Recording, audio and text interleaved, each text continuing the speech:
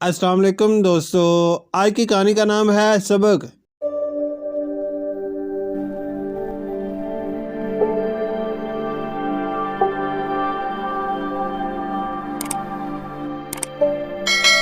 अहमद को कहानियाँ पढ़ने का बहुत शौक था। इसके शौक को देखते हुए अम्मी, अबू, दादा और बड़े भाई के साथ साथ चचा ज़हीर भी कभी कभी इसके लिए कहानियों की किताबें लाते रहते थे। इसने सबसे ये कह रखा था कि इम्तिहान में कामयाबी और सालगिरह के मौके पर इसे सिर्फ किताबों का ही तोहफा दिया जाए तो इसे ज़्यादा खुशी होगी। किताबें पढ़ पढ़ कर इसे लिखने और तकरीर करने का फन भी आ गया था। स्कूल के मैगजीन रोशन मुस्तकबिल में इसकी कहानी शाया हुई तो इसकी खुशी काबिल दी थी। तकरीरी मुकाबले में जब इसने अव्वल दर्जा हासिल किया तो मारे खुशी के इसके पांव जमीन पर ना टिकते थे। स्कूल में प्रिंसिपल और उस्ताद इसकी तारीफ करते ना थकते थे। वो अपनी सलाहियतों के बल बोते पर सबकी आंखों का तारा बन गया था। एक दिन अहमद हस्बे मामूल स्कूल से पैदल घर आ रहा था कि एक नौजवान मोटरसाइकिल सवार ने इसके करीब आकर अहमद को गौर से देखते हुए कहा, तुम अहमद हो? जी जी, मैं अहमद ही हूँ। अहमद ने फौरन जवाब दिया, जल्दी से मोटरसाइकिल पर बैठ जाओ।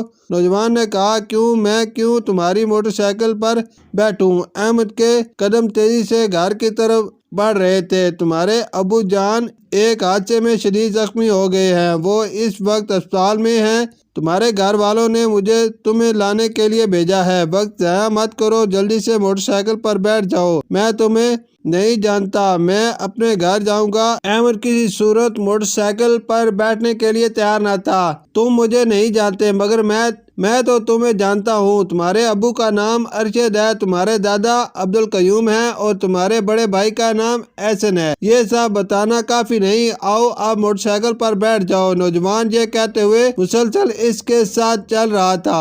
मैं इसके बावजूद तुम्हारे साथ नहीं जाऊंगा। मैं सिर्फ और सिर्फ अपने घर जाऊंगा, दादा जान और अम्मी जान से मिलूंगा। जाओ यहाँ से वरना मैं शोर मचा कर लोगों को इकट्ठा कर लूंगा। अहमद की धमकी कारगर साबित हुई। नौजवान घबरा सा गया। इसी घबराहट में वो तेजी से बाजार की तरफ जाते हुए एक राहगीर से टकराया तो पल भर में वहाँ हंगामा बर्पा हो गया। अहमद इस हंगामे से बेनियाज अपने घर की तरफ चलता रहा। वो घर में दाखिल हुआ तो दादा जान की मुस्कुराहट ने इसका इस्तकबाल किया। अहमद की घबराहट और जर्द चेहरा देखकर दादा जान ने पूछा, अहमद क्या हुआ है? वो अबू जान कहाँ है? अहमद से बात भी नहीं हो पा रही थी। वो इस वक्त अपने ऑफिस में हैं। थोड़ी देर पहले मेरी उनसे बात हुई है, दादा जान ने जवाब दिया। तो फिर वो नौजवान झूठ बोल रहा था। कौन नौजवान? दादा जान कुछ समझ ना सके थे।